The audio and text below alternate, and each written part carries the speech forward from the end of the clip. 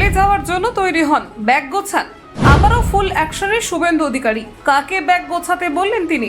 ভাতার উপর স্থগিতাদেশের পর কাদের নিশানা করলেন শুভেন্দু?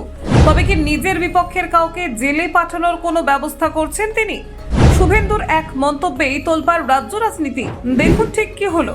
কলকাতা হাইকোর্টের সাম্প্রতিক এক নির্দেশিকা নিয়ে রাজ্য রাজনীতিতে শুরু হয়েছে প্রবল উত্তেজনা। নিয়োগ দুর্নীতিকাণ্ডে বাতিল হওয়া গ্রুপ সি এবং গ্রুপ ডি পদের চাকরি প্রার্থীদের ভাতা সংক্রান্ত রাজ্য সরকারের ঘোষণায় স্থগিতাদেশ জারি করেছে হাইকোর্ট। এই রায়কে ঘিরে এক চরম ভাষায় মুখ্যমন্ত্রী মমতা বন্দ্যোপাধ্যায়কে আক্রমণ করেছেন রাজ্যের বিরোধী দলনেতা শুভেন্দু অধিকারী। তার বক্তব্যে সরাসরি হুঁশিয়ারি রয়েছে, জেলে যাওয়ার জন্য ব্যাগ গোছান। এসএসসি দুর্নীতি মামলায় ইতিমধ্যেই বহু নিয়োগ বাতিল হয়েছে। যারা চাকরি হারিয়েছেন তাদের জন্য রাজ্য সরকার ঘোষণা করেছিল সাময়িকভাবে গ্রুপ সি পদের প্রার্থীদের মাসিক 25,000 টাকা এবং গ্রুপ ডি পদের প্রার্থীদের জন্য 20,000 টাকা ভাতা দেওয়া হবে। এই ঘোষণাকে ঘিরে রাজ্য সরকারের সদিচ্ছা থাকলেও হাইকোর্ট তা অবৈধ বলে আপাতত স্থগিত রাখে। আদালতের পর্যবেক্ষণ, যেহেতু এই নিয়োগগুলি আইনসঙ্গত নয় বলে আগে থেকেই বিবেচিত, তাই এর ভিত্তিতে সরকার ভাতা দিতে পারে না।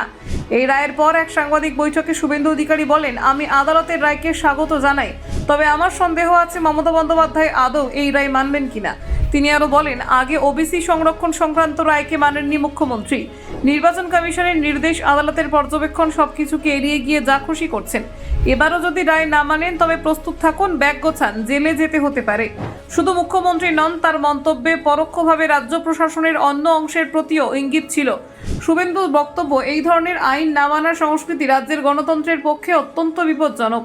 তৃণমূল কংগ্রেস অবশ্য সেই বক্তব্যকে তীব্র কটাক্ষ করেছে। দলীয় মুখপাত্ররা জানিয়েছে, শুভেন্দু অধিকারী নিজেরাই চাকরি বাণিজ্যে জড়িত ছিলেন এবং তার মুখে এই ধরনের কথা শোভা পায় না। তৃণমূলের দাবি, হাইকোর্টের রায় স্পষ্ট হলেও সরকার আইন মেনেই পরবর্তী পদক্ষেপ নেবে। যারা চাকরি হারিয়েছেন তাদের পাশে থাকার দায় সরকার নেবে বলেই মুখ্যমন্ত্রী আগে জানিয়েছিলেন। শুভেন্দু অধিকারীর এই বক্তব্যের মধ্য দিয়ে রাজনৈতিক কৌশলের ইঙ্গিত স্পষ্ট।